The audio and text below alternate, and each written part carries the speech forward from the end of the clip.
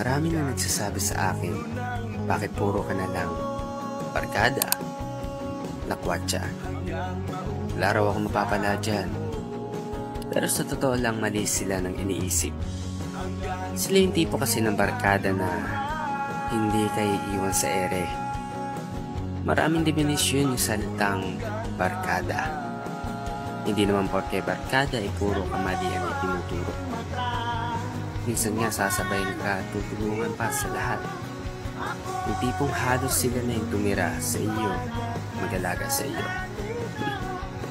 Sila rin yung maakay sa iyo at nagbibigay motibasyon para ipagpatuloy mo yung pangarap mo at susuportahan ka nila. Kasi kahit barkada lang at tingin ng iba, pero para sa akin, kapatid mo nang ituring sila.